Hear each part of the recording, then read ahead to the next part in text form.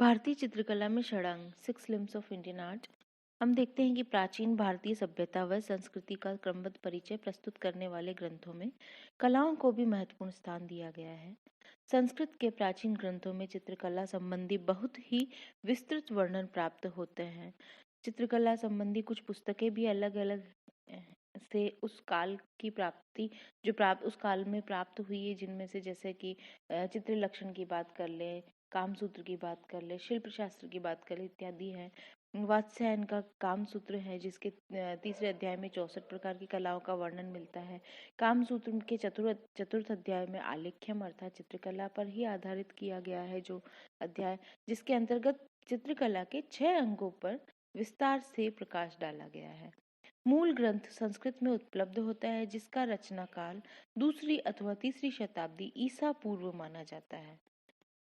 इस ग्रंथ के टीकाकार यशोधर पंडित हैं, जिन्होंने इस टीका को जय मंगला नाम दिया। यशोधर पंडित जयपुर के राजा जयसिंह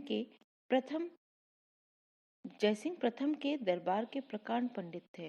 राजा जयसिंह का समय 11वीं से 12वीं शताब्दी होने से इस टीका का समय भी यही स्थिर किया जाना चाहिए।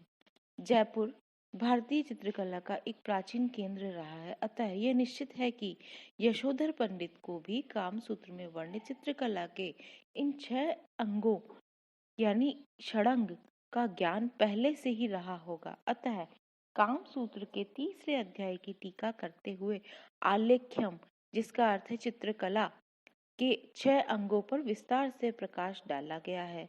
ये 6 अंग है रूप भेद, दूसरा है प्रमाण, तीसरा है भाव, चौथा है लावण्य योजना, पांचवा है सादृश्य, छठा है वर्णिका भंग। कामसूत्र में इन 6 अंगों को एक दोहे में निबद्ध किया गया है, जिसे हम कहेंगे रूप भेदाः प्रमाणानि भाव लावण्य योजनम सादृश्यम वर्णिका भंग इति चित्र षडंगकम। प्राचीन भारतीय चित्रकला में इन षडंग का पालन अति आवश्यक समझा जाता था।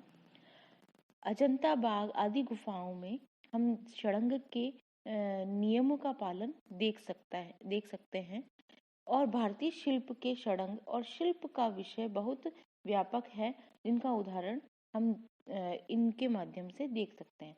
अब हम देखेंगे कि रूप भेद ये क्या होता है। रूप से तात्पर्य है आकृति, भेद से तात्पर्य है अंतर। अतः रूप से अन्य रूप का अंतर या भिन्नता प्रदर्शित होने का नाम ही रूप भेद है। जब हम किसी वस्तु को देखते हैं तो उसकी आकृति हमारे जो मस्तिष्क पे छप जाती है और रूप अनंत है, उसकी कोई सीमा नहीं है, सर्वत्र रूप ही समाया हुआ है। हम इस रूप को 3 प्रकार से देखते हैं, या तो हमारी आंखों के द्वारा, दूसरा है हमारी ज्ञान शक्ति के द्वारा, जैसे हाथों के स्पर्श से, ज्ञानेंद्रियों द्वारा, है ना, और तीसरा है आत्मा के अनुभव के द्वारा। तो नेत्रों द्वारा देखा गया रूप किसी भी मनुष्य अथवा वस्तु विशेष का बाह्य रूप होता है, जैसे कि ये मनुष्य छोटा है, नाटा है, लंबा है, काला है, गोरा है, इस प्रकार। और स्पर्श के माध्यम से हम देखते हैं कि मनुष्य का जो बाह्य रूप है उसमें जैसे कि ये सतह चिकनी है, खुरदरी है, परंतु मनुष्य आंतरिक रूप आत्मा द्वारा ग्रहण करता है। यह ज्ञान दृष्टि ज्ञान से परे विलक्षण होता है, आत्मा के द्वारा हम इसे महसूस करते हैं। इसी प्रकार सब प्रकार की आकृतियों और उनकी विशेषताओं या गुणों की पहचान ही रूप भेद होती है। प्रमाण है नाप, मात्रा या अनुपात, और उसके बिना चित्र प्रमाणहीन हो जाता है।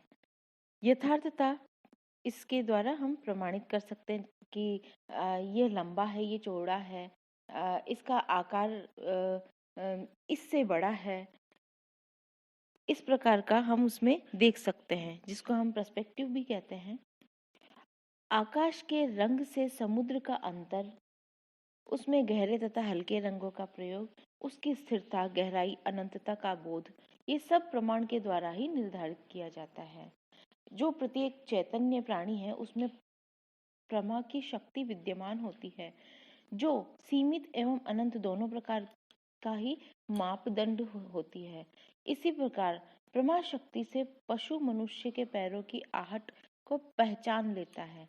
ये सब चीजें हैं कि हम देखते हैं कि शिल्पकार प्रमा की शक्ति के कारण ही शिल्प का अंकन सुंदर परिमिति प्रदान करता है। अतः चित्र में भी प्रमाण का होना बहुत आवश्यक है।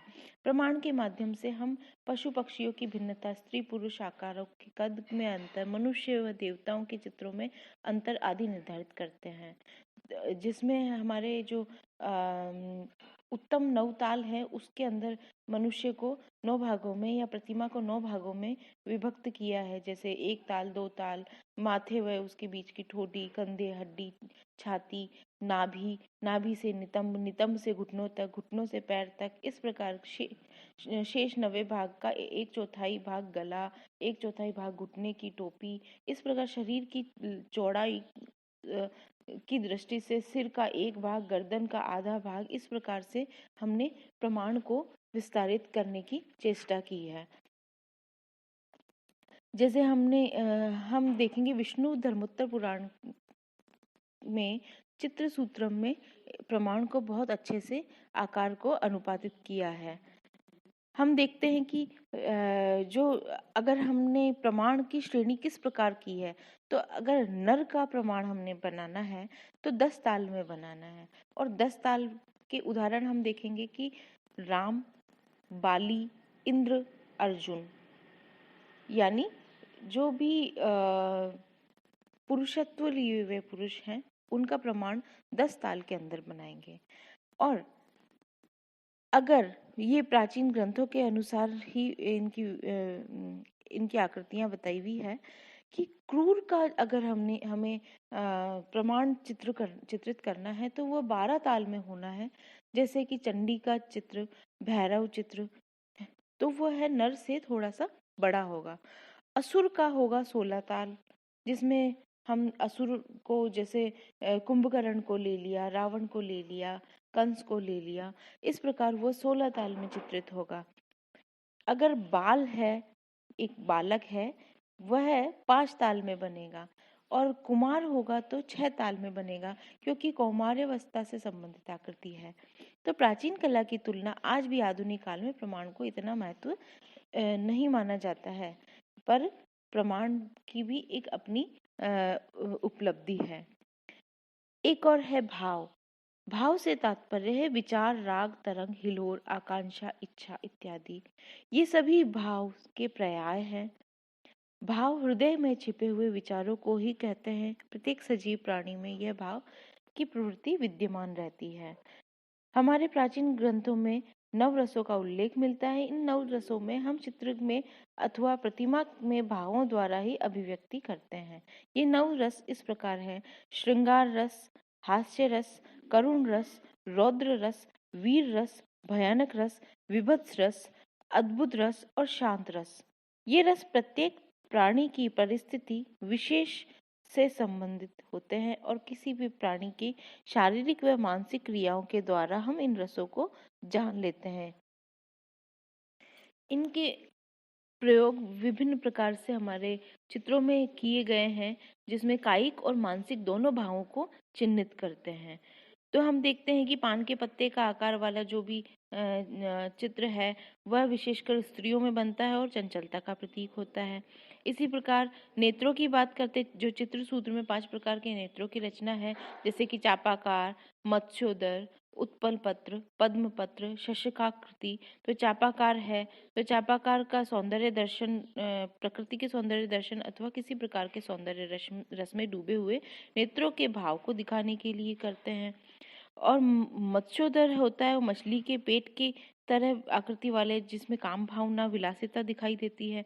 उत्पल पत्र एक तरह से नीलकमल की पंखुड़ी के समान है, जो कि सात्विक और शांति के भाव को प्रदर्शित करती है। पद्म पत्र में क्रोध को दिखाने की कोशिश की होती है। शशकाकृति होती है तो जो शशाकृति है वो उसमें सरलता, चंचलता और निरअपराधिता दिखाई देती है।